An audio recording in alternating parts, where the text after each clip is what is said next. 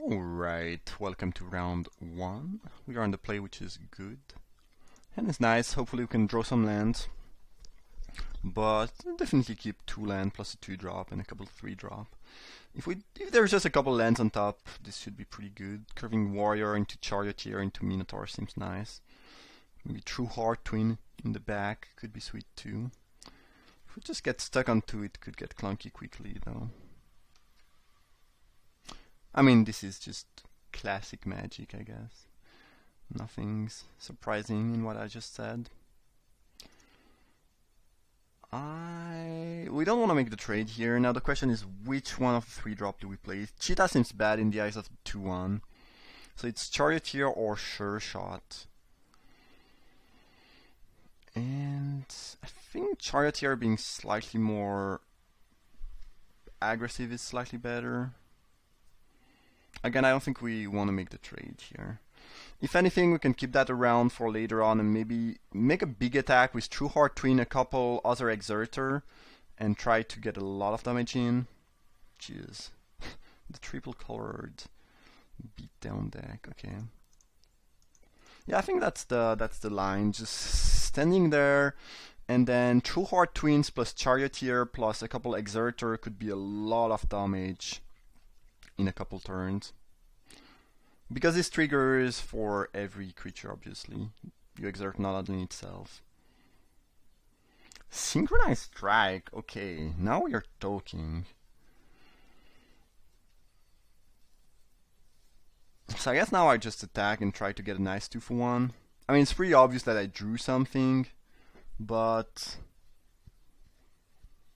I think we want to beat down since we had that. Also, it's really nice with the trample effect.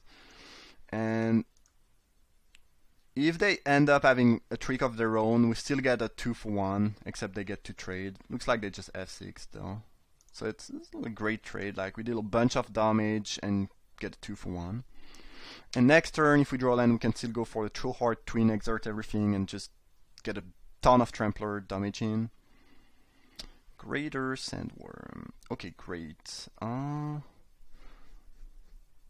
we kill them here somehow? So let's just count. This will be 5 power. 5 and I believe 7.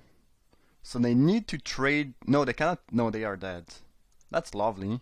True Heart Twin is sweet. First time I actually get to use that card efficiently, and it seems great. The Beatdown. So unless I'm bad with math and magic, I believe they are dead because they cannot block here and they take a minimum of 12. Yup. Goodbye. Jeez, that was that was brutal.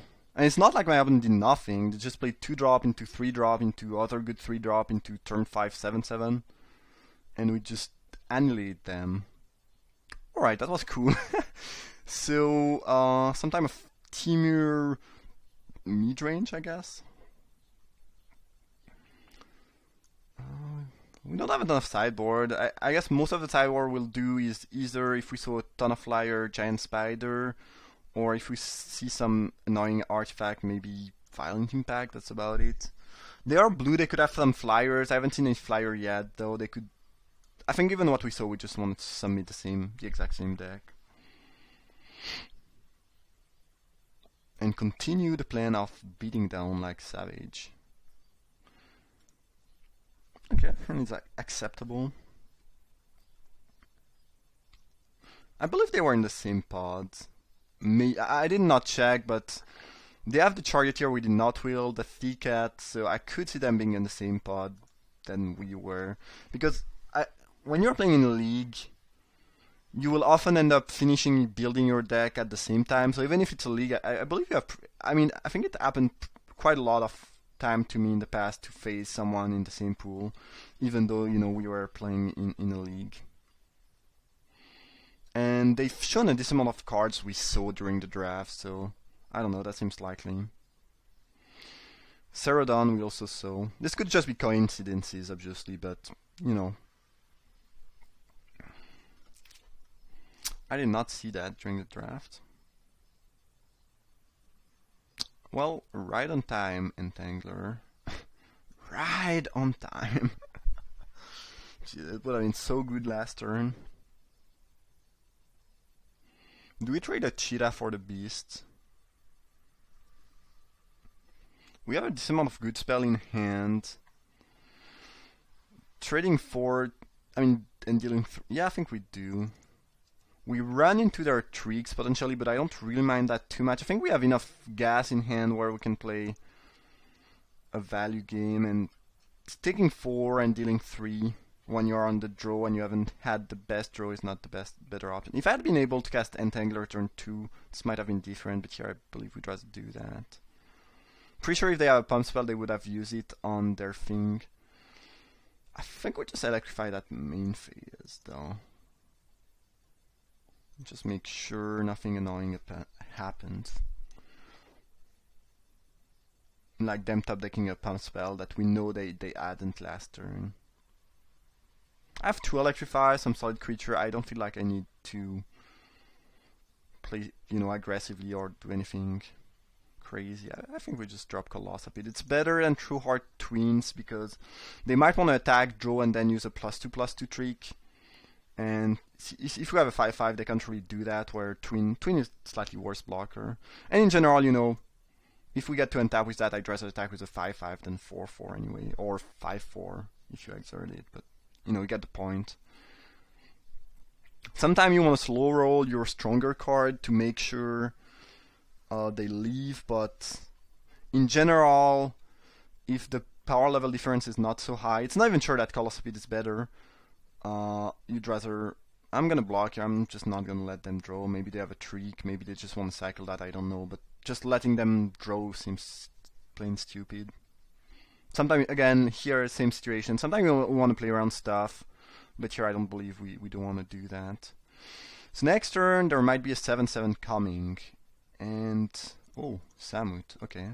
Sure, take 11. Samut plus brute strength is like 12 damage. That's brutal. If they just drop Worm, I just attack with everything next turn, and we probably kind of 2-for-1 ourselves dealing with the Worm, but they probably can take so many damage at the same time that it doesn't matter. Now what do we do here?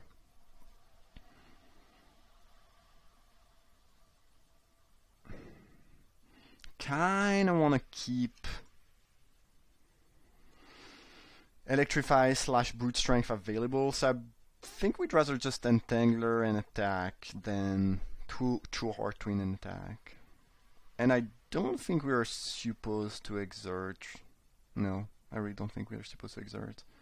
Maybe I just kill Samut though with... oh, Decision Paralyzes. Okay. Not a card I was I'd be happy to trade here. Anyway, this has trample, so if... and I guess if they don't want to trade, they kind of need the mana from that, so I believe it makes sense to kill that now.